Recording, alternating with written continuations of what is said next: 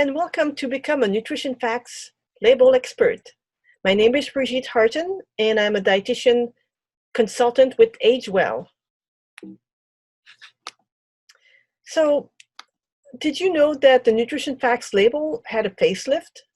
Since January of 2020, the food label is looking a little bit different, and we're going to look at what changed about the Nutrition Facts label, also why there was a change, as well as what does it mean to us as consumers.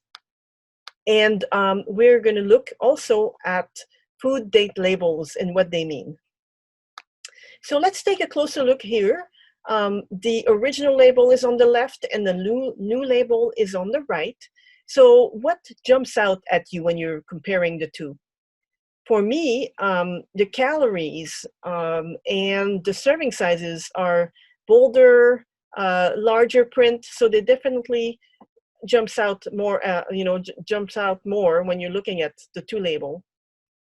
There's a few. It seems to be a little bit easier to read, less numbers and things like that. A little clearer. So let's take a closer look here at the changes. So as I mentioned, the serving sizes are bolder, larger print, same with the calories, so easier to read. There has been an update on the daily value. So the percent daily value that's on the right, those numbers there, have been updated based on the newest guidelines. So the dietary guidelines for American 2015-2020, the numbers there are finally in line with those new recommendations.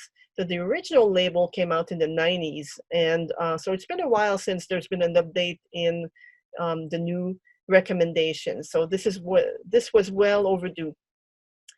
And so, if you're confused about what exactly that means, percent daily value, at the bottom there's a new footnote that says the percent daily value, or DV, tells you how much a nutrient in a serving of food contributes to a daily diet.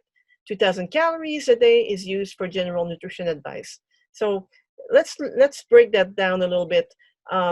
So if you're looking at this particular food, 2/3 of a cup gives you, if you're eating 2/3 of a cup, you're going to eat 8 grams of fat, and that's 10% daily value. So basically what that means is that this 8 grams of fat is 10% of the amount of total fat you should have in one day. And so it's a nice guide if you're concerned about cholesterol in your blood, or sodium if you have a high blood pressure, and things like that. Then you can look at that number as a guide to, okay, this is 10% of the daily value. And generally, 10% is actually a good rule of thumb number to remember. So if it's 10% or less, then that's going to be a good, a proper, or a good choice for you. And same thing with the sodium, 10% or less, then that means it's pretty reasonable amount of salt or sodium. So those are good, again, a good rule of thumb. Remember that number, 10%. You want to go for 10% or less of things that you're concerned about, whether it be fat or sodium. And of course, with fat, there's different types of fat, and saturated fat is required to be on the label. And you definitely want to try to keep that number as low as possible. And the saturated fat is going to be your fat in animal products like butter, full fat dairy products, meat, things like that. So that's the type of fat that's more concerning for your cholesterol. And then another different thing with the new label is the changes in the nutrients at the bottom. Vitamin D, calcium, iron, and potassium are now required to be on the food label. It used to be vitamin A, vitamin C. Actually, I can show you here. It used to be vitamin A and C, calcium and iron. And they changed it to vitamin D, calcium, iron, and potassium. And the reason why is because there's very little vitamin A and C deficiency in this country, but people are more deficient in vitamin D and potassium. So that's why they put the emphasis on these two nutrients instead of vitamin A and C. And also the different thing is that they have they are now manufacturers are required to put the actual amount that is in the food, not just the percentage daily value. So for example, vitamin, let's look at iron. Iron is 45% of the daily value in that food, but it's also 8 milligrams, as opposed to on the old label, you only had the 35% and not the actual amount. So that's another difference. And as far as, again, looking at the label and trying to figure out if it's a good source of a certain nutrients for you, then the percent daily value is a good tool. And remember that 10% again I mentioned. But for nutrients that you want more of, like vitamin D and calcium and potassium and fiber, then you want to look for 10% or more. So for example, in this food, you have 4 grams of fiber, which is 14% of your daily value. That is above 10%, and it means that it's a good source of fiber. And same with the vitamin D and the calcium and all that. So remember that number. For items that you want, or nutrients that you want less of, let's say like sodium, you want 10% or less. And if you want nutrients like fiber and vitamins, minerals that you want more of in your diet, look for things that have 10% or more. So just a quick little rule of thumb here. So let's go back to the new label and why did they make the change? And basically it's because there's new science that is available to help consumers make better food choices. And there's also definitely updates to the daily values based on the 2015-2020 dietary guidelines for Americans. There's also serving size changes, and it based on what people actually eat. The old label, the serving sizes were based on what were, good portion sizes or recommended portion sizes. And we know now, after a bunch of research been done, that people don't follow those recommendations. They will consume whatever serving sizes they feel like consuming. And so what they did is, based on, again, on a bunch of research that has been done, the servings on the new label is based on what a person typically eats and not recommendations. And I forgot to mention also, when we were looking, let me go back here. When we were looking at the new things on the label, is another important one is added sugars. I forgot to mention that earlier. Yeah, so it used to be that only the total sugar numbers were included. So you can see on the left here, it's there's total carbohydrates, and then there's dietary fiber, and then there's sugars, 12 grams. That's the old label. The new label has total sugars, 12 grams, includes 10% added sugars. So this is a nice tool because in a food, you may have naturally occurring sugars, so sugars that are naturally in the food, like in fruit and dairy products, for example. And then you have added sugars, so the sugar that's added to food to make it sweeter or, increase the flavor and things like that. So we know that Americans are consuming way too much added sugar, so that's a nice way to see how much you are actually consuming. So it's a nice tool. So yeah, that's another difference that I forgot to mention. And so added sugars are now listed because Americans are consuming too much sugars. And then also the change with the vitamin D and potassium, because a lot of people are not getting enough. So those are the reasons why they made the changes. So let's take a closer look at serving sizes. What's considered a single serving has changed in the decades since the original nutrition label was created.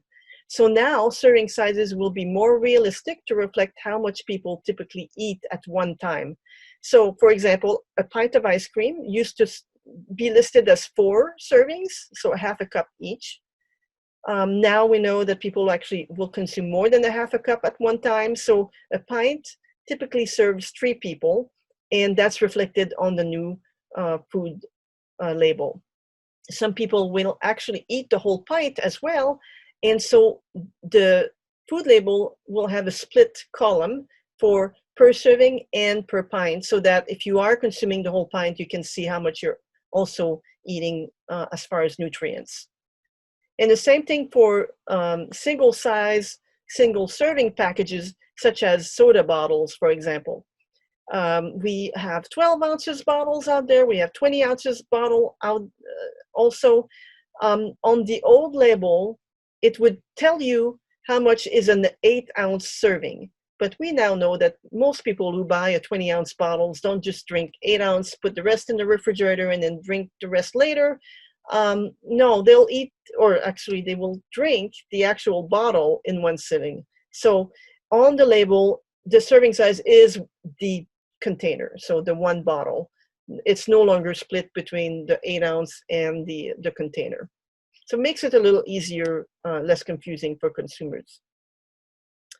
Okay, so let's look at food date labels. That's a topic that's dear to me because the dates on packages, when I was growing up, there was no such thing on cans. You may remember that as well. And it's important to realize that food dates on labels is something that's not required by law. The FDA or USDA does not require manufacturers to put date on products. But manufacturers came up with this voluntarily. And so there's been, and they were using all sorts of different terms: expired by, best if used by, all sorts of different terms that were very confusing to the consumer. And that meant that there was a lot of food waste. A lot of food has been wasted.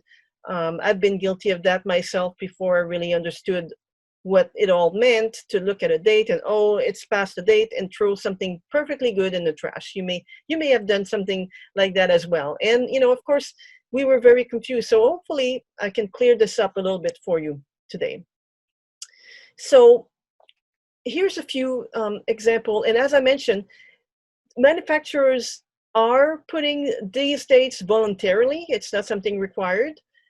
And thankfully, they have gotten together and came up with this list of standardized terms that in the next few months, or the next year, we'll start to see those being used more consistently. So it'll be less different terms and hopefully more of the same terms, so that it becomes less confusing. So this is what they came up with.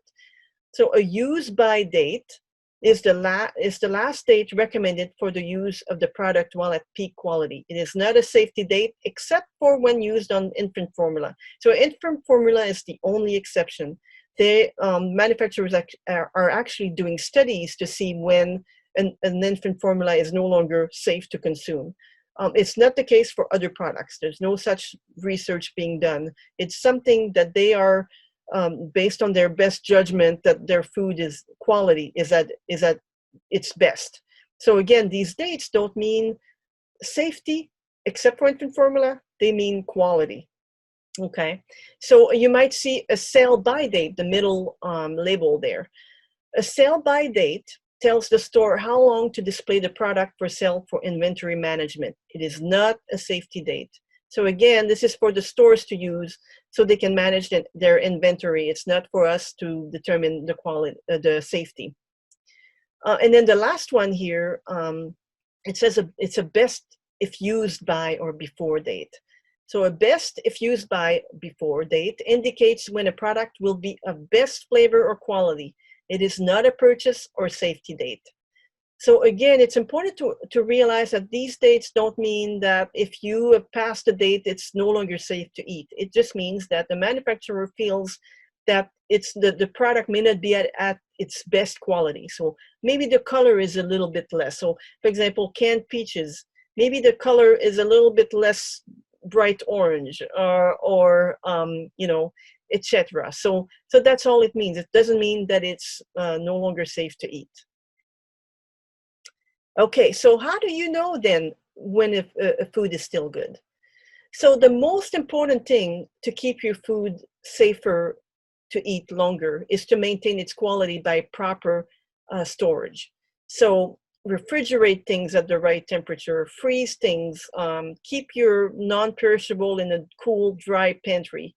And that will help extend the quality and the safety of your food. So if you go grocery shopping, put your groceries in the freezer and the refrigerator right away. If you're using milk, like it always drives me crazy when my kids use milk for cereal, and then they leave the milk on the table for extended period of times. That's when food stays in the temperature danger zone, which is between 40 and 140. And that's when food becomes to deteriorate, because if the food is kept in a warmer temperature between 40 and 140, the bacteria that is in the food starts to multiply and really, affects the quality and may make it unsafe to consume. So you want to make sure you're refrigerating, freezing, keeping things in the right, temperature. So that's number one. Then things that are, your canned foods and your non-perishable foods, they can stay good for almost forever if they are, again, kept in a dry environment, not in a super hot room or anything like that. And your cans, as long as the seam is still intact and the can is not rusted or bulging, then it can stay good for almost forever as well. If there's a dent in the seam, you definitely don't want to keep the can. But if there's a dent in the middle of the can, it'll be fine, because the seam is where the integrity of the can is affected. And same thing with like a box of rice or anything like that, pasta. It can stay good for a very long time. And then, you really want to trust your senses. Is there a color change? Does it smell funny? Is the consistency or texture change? And even with milk, if it's past the date, or yogurt, it's okay to taste a little bit and see if the taste off before you throw it away. But yeah, if the answer is yes to any of these other questions, the taste, the consistency, the color, then you definitely want to toss it out. And of course, there is an app for that. You can check out the Food Keeper app. With permission is right there, or you can just look it up under Food Keeper app, and it's a great tool. It's designed to promote understanding of food and beverage storage to maximize freshness and quality. And if you ever have a question about some leftovers, is it still good? There's all sorts of tools in there to help you determine if that food is still good or not. So it is a great tool. Okay.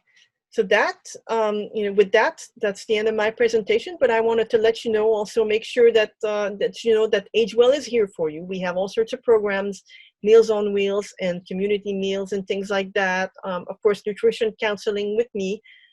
Make sure to contact the helpline at 1-800-642-5119 for more information. Or you can visit our website at agewellbt.org. And with that, I will bid you a great day. Thank you.